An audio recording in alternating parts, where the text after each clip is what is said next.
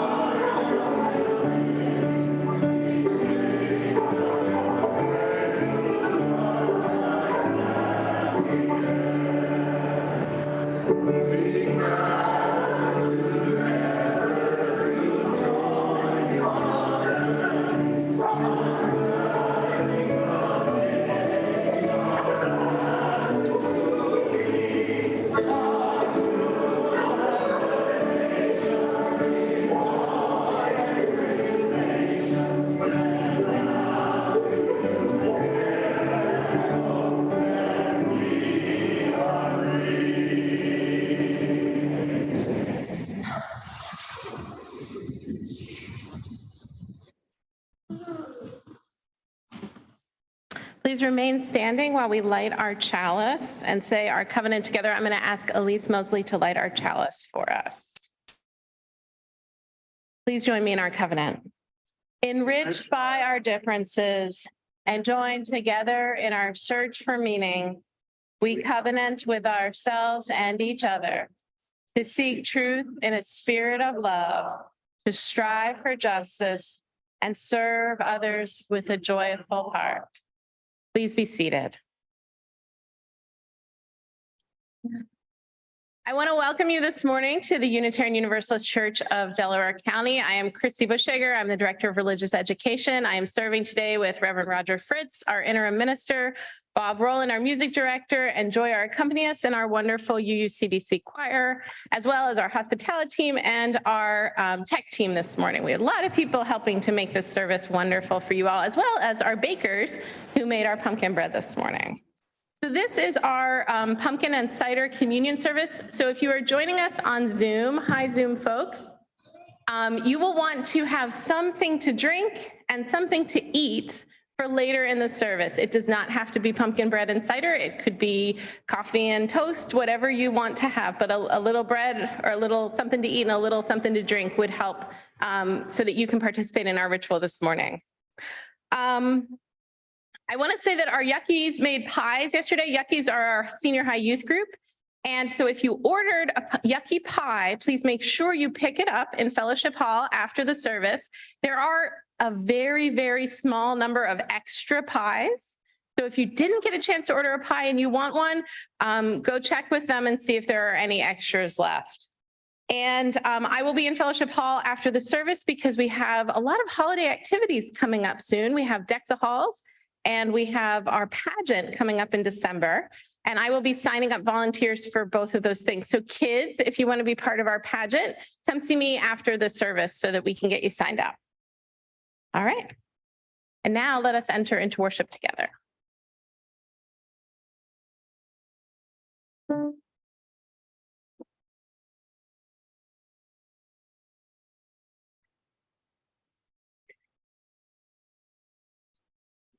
Breathe out, breathe in, breathe out, breathe in.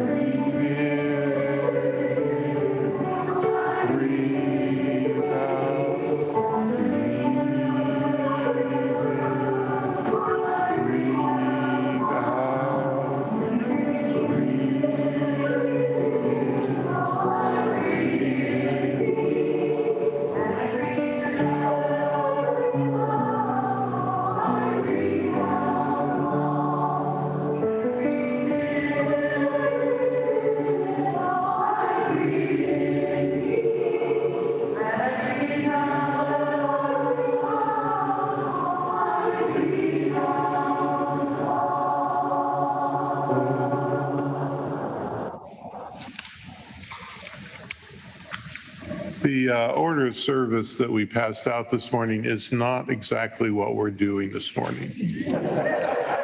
So just look at the screen and you'll know where we are. This is a prayer that was written for the Unitarian hymnal of 1937 for Thanksgiving. And I like to read it at Thanksgiving because it connects me with the past and Unitarians in the last century. We bring together our joyful thanksgiving for all the increase that the fertile earth has yielded. Whether we toil or rest, whether we wake or sleep, we are upheld by a life that forever makes all things new.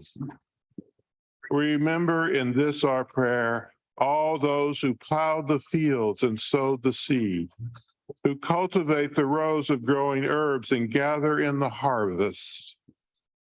We would be mindful of the mutual dependence of all the members of the human family. We would learn how to take a useful part in the world's life. May we never be satisfied to enjoy plenty so long as any are in want. May we express our gratitude for nature's gifts, not in words alone, but also in the high purposes for which we live and in the kindness of our deeds. Amen.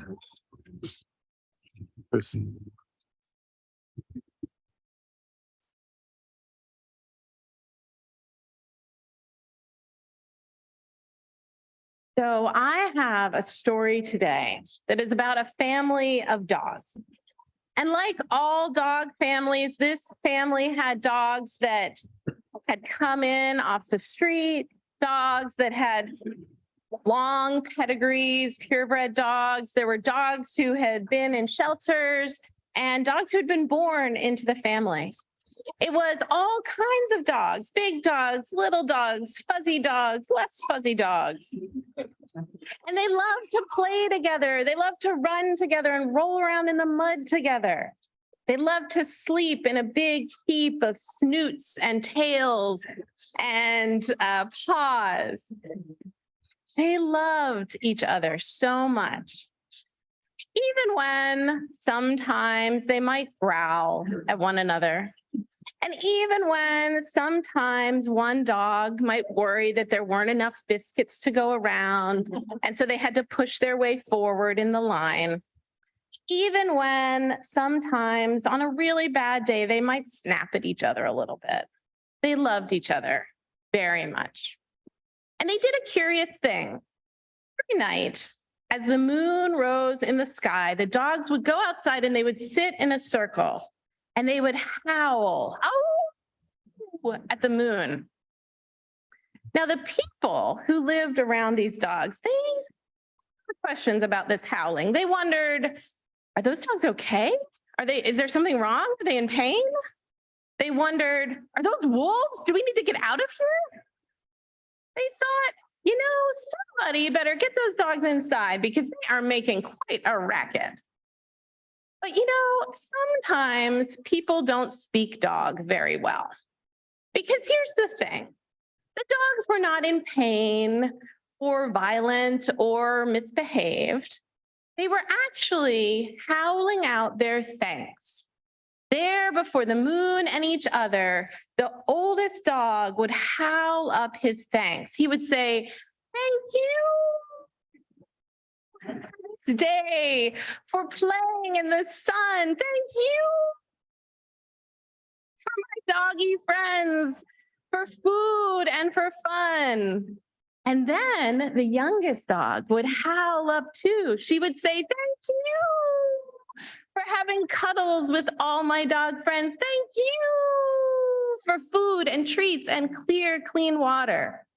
And then all the dogs in turn would howl up at the moon, at the earth, at the universe, at each other. They would howl their gratitude in a big circle. So I wonder what would happen if we did this. I wonder what would happen if we joined this circle of dogs. Now I get it. Some of you may not want to howl out your thanks out loud, but you can do it in your heart.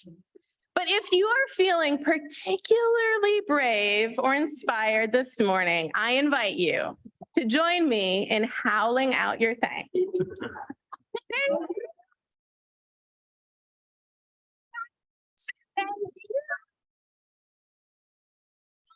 The joys of life. Thank you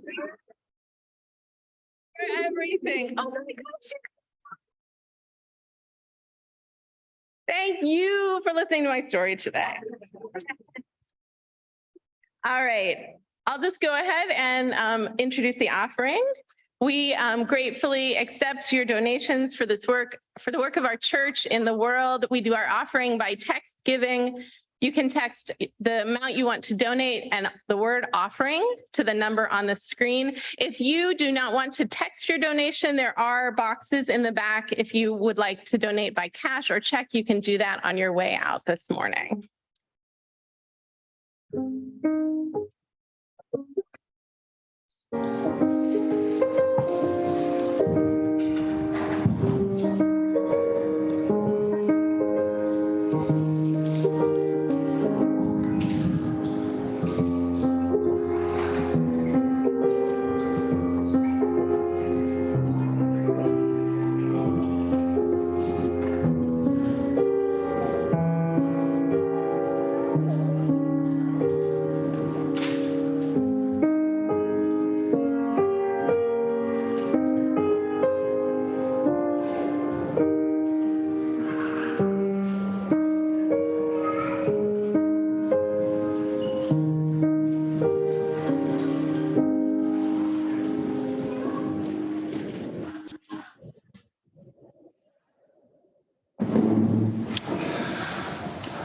The sermon's title is, What Can You Do to Take Care of Yourself Right Now?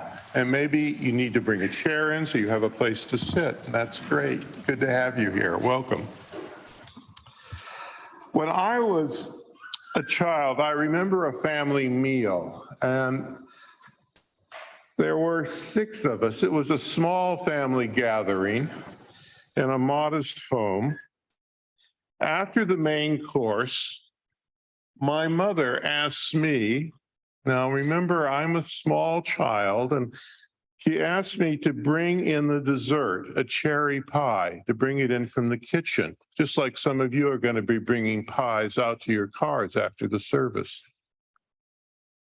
Now, I don't think of myself as a clumsy person. Occasionally I fall down and break my arm, but that's rare. However, carrying the pie that day, I bumped into the door and I dropped the pie on the floor. Now, it was a clean floor. So I might have recovered that pie and tried to serve it, except that the pie dish was made of glass and it broke. It shattered when it hit the floor, and no one was willing to risk biting into a piece of glass. My parents, my brother, my 2 sisters, they were not happy with me, and they let me know. Now, I'm a sensitive person. I was young, and I started to cry. And my mother said, "You will feel better after you clean up this mess." She provided me with the dustpan and the other tools that I needed to clean the cherry pie up and throw it away. It took a few minutes to do the work, but eventually I got all the pie and the glass in the trash, and I wiped the floor until it was clean. And you know what? My mother was right. I did feel better. I took care of the mess, and in doing so, I took care of myself. Now, I sit with people who struggle with difficult problems, and I sometimes ask them, what can you do to take care of yourself right now? The question focuses attention away from the big, enormous problems that we're sometimes faced with. And instead, it invites us to focus on that smaller question. What can I do to take care of myself right now? If I remember how to take care of myself, I can begin to pull myself out of difficulty.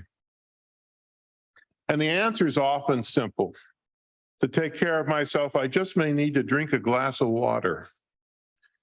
Or I just may need to go outside and smell the air and look out at the sky. Or take a nap. When I feel overwhelmed by the stress of life, I remember that I can only do one thing at a time. I ask, what is the one thing I can do to feel calm? It could be a phone call to a friend, or washing the dishes, or cleaning up the pie, or listening to music. It could be enjoying a meal or going outside for a walk. Now, we often travel during the holidays, and travel can be very stressful. My home in Maryland, where I come from, is about equal distance from 3 major airports. The home is about an hour from the Baltimore airport and from the Washington National Airport and from Dulles. Once I had an early morning flight to visit family out west in Phoenix. I got the airport shuttle to pick me up at 5 a.m. and drive me to the Baltimore airport. And I stood in line to check in at the appropriate place. And I was reading the departure board, and I noticed that my flight was not listed.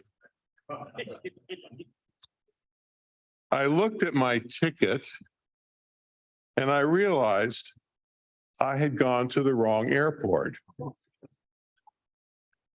My flight was departing from Washington National in about 45 minutes. I stood in line thinking, stupid, stupid me. Now, I had gone to the airport so early that I was sleep deprived, and thinking clearly was hard. And I was an adult now, but I wanted to cry. Still, I pulled myself together and I said to myself, what can I do to take care of myself right now? I reached the counter when it was my turn. I know that when you work in the travel industry, the service industry, people can be very, very rude and inconsiderate. So I was the most polite customer that they had that day. I was very contrite. I confessed my mistake. I begged the woman behind the counter to change my booking to a Baltimore to Phoenix flight without adding a big rebooking fee. The counter attendant looked at her supervisor next to her, and the supervisor had been listening, and she nodded, and my flight was rebooked. I told the ladies behind the counter that I loved them. They thought I was strange. Friends, the holidays are starting. In some ways, it is, as the song says, the most wonderful time of the year. Still, things will not be perfect. You may drop the pie or miss your flight, or bigger disasters may occur. When they do, ask yourself this question: what can I do to take care of myself right now? It may be as simple as taking a deep breath or drinking a glass of water. Taking care of yourself may be as simple as making a list in your mind or on a piece of paper of the things for which you are grateful. A list of things for which I am grateful is a way of taking care of myself. I like to read a good book. I like to fix a meal. I like to take a walk. I like to pet the neighbor's dog. I don't want to pet myself, but the neighbor has a really nice dog. The urge to enjoy life is a stubborn force within us all, often surprising, and it intrudes on our attempts to feel sorry for ourselves. Misery turns into happiness, and gloom gives way to sunshine. On my gratitude list, there are such simple things. I find joy in smelling and watching a wood fire. Outside in November, I feel the breath move in and out of my lungs. I feel the pulse of blood moving through my body. I feel the wind. I think, what a delight. What a blessing to be alive in November. I am grateful for the old routines and habits, like waking in the morning, feeling the sun on my skin, eating a piece of pie, touching the hand of a friend, seeing the face of a child. These are the ordinary threads that tie my days together and give meaning to my life. And for them, I give thanks. Let's listen to our choir.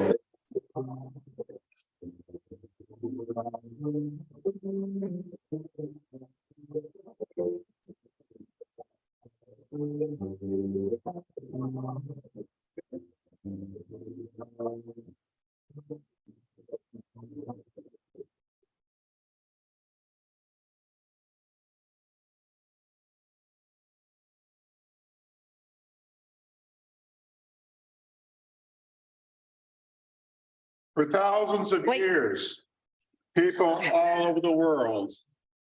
My turn? No, No? because I have to give instructions. Oh, we have instructions and then we'll get to the 1,000-year part. The instructions aren't in the script, but this is Roger's first time doing this with us, so I want to give instructions to everyone. So for cider and pumpkin bread communion, the way this works is we will ask you to come forward through the center aisle, take your cup of cider and a piece of pumpkin bread. If you need gluten-free pumpkin bread, it's on the far corner, it's labeled there. Take a cup of cider and a piece of pumpkin bread. Do not eat them yet. Walk them back to your seat and just sit for a minute, and we'll go through the ritual that Roger was starting. You heard a preview. And then we will eat our pumpkin bread and cider together. So down the center aisle and then around, hold on to your bread and cider. And the choir will go at the end, right? Or should they go first? First. Okay. Okay. You may come forward. Sorry. I have to write everything down, and then I screw up. Thank you. There's a leaf for you. Two little leaves.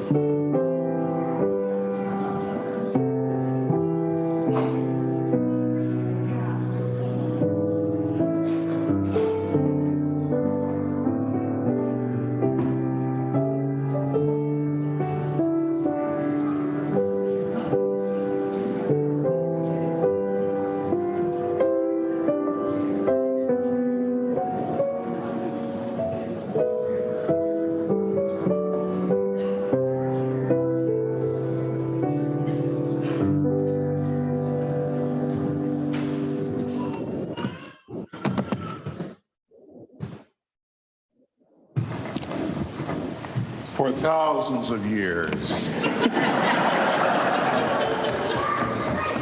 People all over the world have gathered on festive occasions to share in the eating of special foods and the drinking of special beverages. This custom is observed in the Jewish tradition as the Passover Cider, and in Christianity as the Eucharist, a Greek word meaning thanksgiving or communion.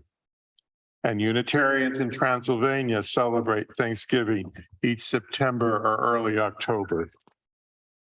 It is also customary to celebrate the harvest. All over the world, countries and cultures hold harvest festivals and days of Thanksgiving to celebrate and appreciate the bounty of nature. So we celebrate today with fresh apple cider and freshly baked pumpkin bread. Both of these are symbolic of the fall harvest season. We invite you to Oh, come we up. did that already. Yes.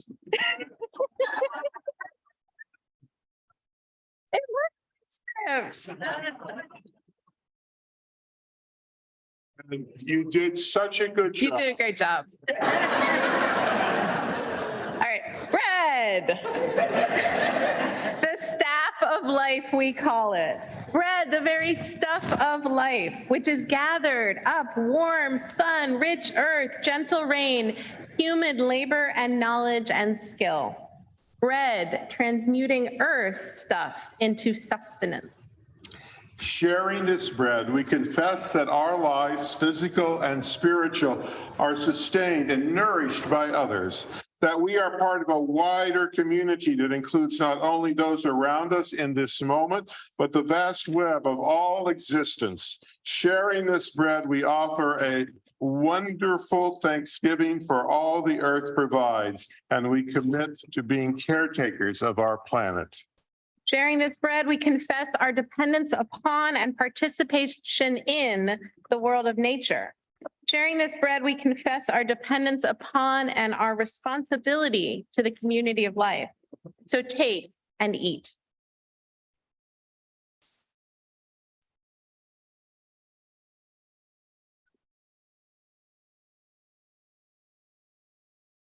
Cider, fruit of the tree, nurtured, tended, harvested, and pressed for us to drink.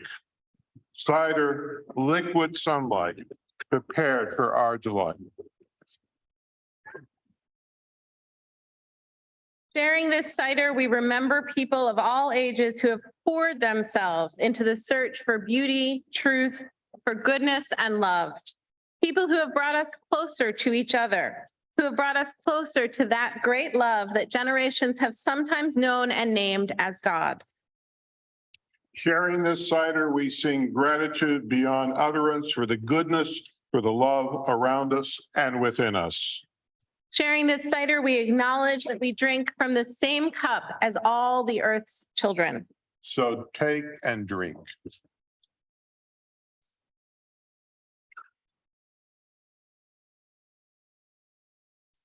With the sharing of food and drink, we acknowledge that we are one people, united in our search for love, justice, meaning, and purpose, united in our quest to build beloved community. With the sharing of food and drink, we proclaim that we are in communion with each other, with the earth, and with all its inhabitants. We affirm our commitment to life itself, knowing that the fate of future generations is in our hands and in our room, and that we are in the holders of the hope of all the ancestors. Blessed be. And amen. Let's stand as we're able to do so and sing our closing hymn. Now thank we all our God, number 32.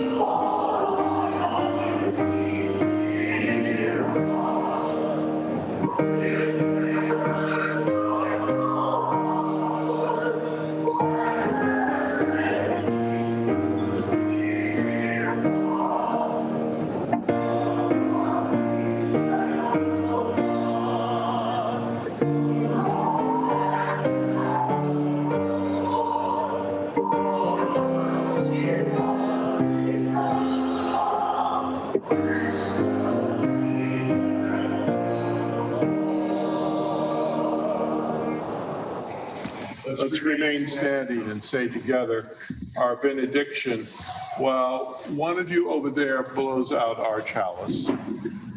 For those who come here seeking God, may God go with you. For those who come Embrace of life, a life, return perfection. and for those Those who come to seek a path, may may a a way way be found, and the courage to take it step by step. blessed be. Happy Thanksgiving.